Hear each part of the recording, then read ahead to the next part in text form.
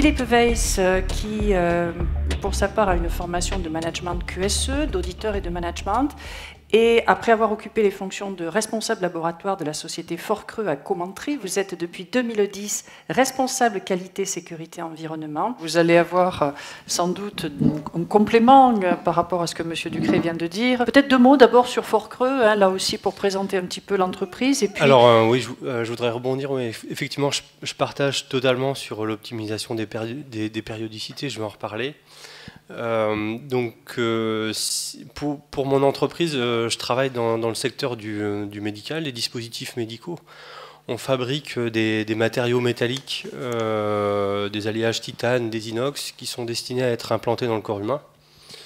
Donc la notion de décision est très très importante à ce stade-là. Donc moi, pour ma petite histoire, je me suis retrouvé responsable métrologue dans les années 2010 et j'ai dû être seul à gérer un parc assez petit mais qui représentait quand même 400 appareils. À notre époque, enfin à l'époque en 2010, c'était un étalonnage annuel, voire biannuel et pour certains trimestriels. Donc on était sur des méthodologies assez anciennes par rapport à la smart métrologie et au détour d'une consultation pour éviter de travailler dans la métrologie qui était assez rébarbative, je suis tombé sur Deltamu et Jean-Michel. Et là, Jean-Michel est venu nous expliquer à plusieurs reprises, hein, parce qu'il fallait venir à plusieurs reprises pour que ça rentre, qu'il était possible de voir la métrologie autrement. Et à l'issue des interventions de Jean-Michel et de son équipe, on a décidé de sous-traiter toute la métrologie chez Deltamu, mais de ne pas s'en séparer, de continuer à travailler avec, parce qu'on s'est aperçu qu'il était possible d'apporter ou d'avoir une valeur ajoutée, ne pas faire un étalonnage pour faire un étalonnage et plus travailler sur des surveillances.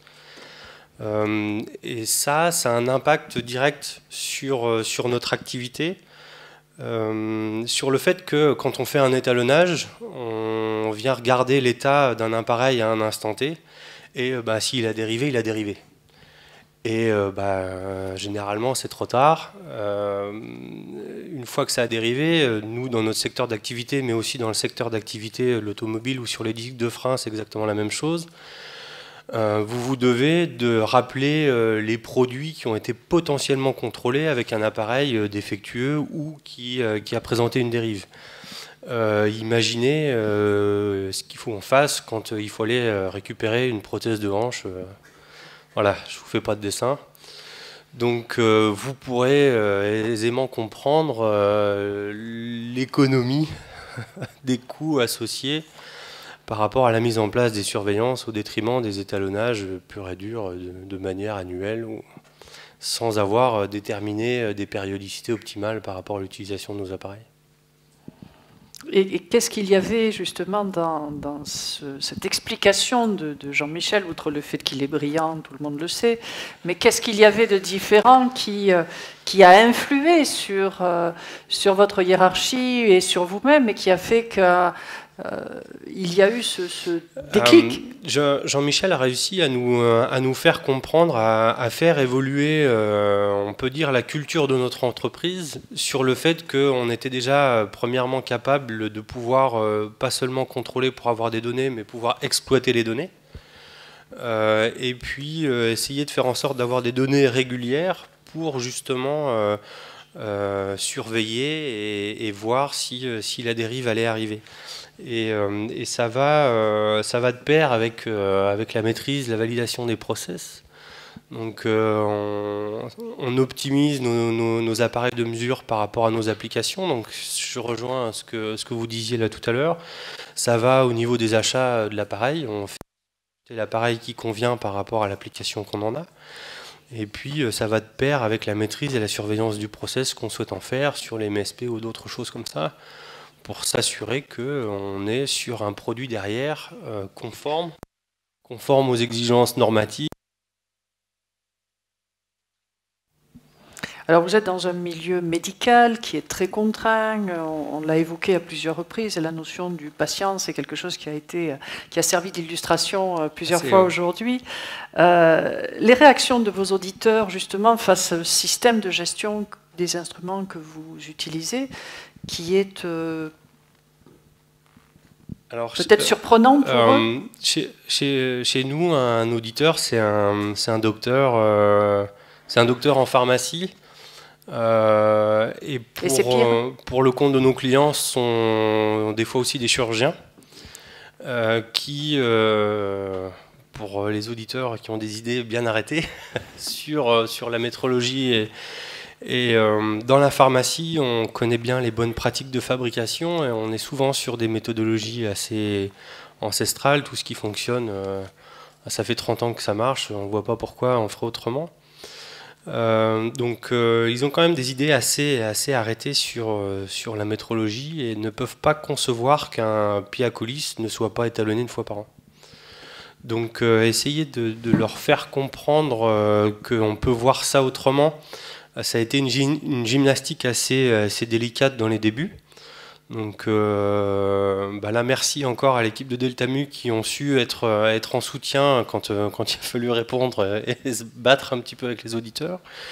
Et maintenant, la culture évolue et l'auditeur arrive à comprendre avec notre argumentation qu'on se rapproche de la maîtrise de process, qu'on est sur de la surveillance et qu'on ne fait pas de l'étalonnage pour faire de l'étalonnage, et ça c'est bienvenu. Monsieur Ducret, vous avez envie de réagir là-dessus ? Oui, je voulais rebondir sur le fait de vouloir à tout prix une périodicité conventionnelle de tous les 12 mois. Nous avons toujours le cas avec le CSA dans le domaine électrique qui impose effectivement 12 mois.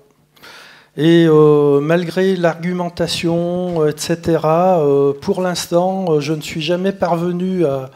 Moi, petit métrologue, restons modestes, mais nous ne sommes pas parvenus à leur faire changer d'avis. En revanche, quand il a fallu obtenir l'agrément pour pouvoir, disons, effectuer nos PV sans être audité par le CSA, c'est-à-dire livrer des PV sans... il a fallu faire des études d'incertitude, de capacité. Donc il fallait afficher les incertitudes sur les PV du laboratoire. Donc le labo a essayé de faire des trucs pendant 1 an tout seul.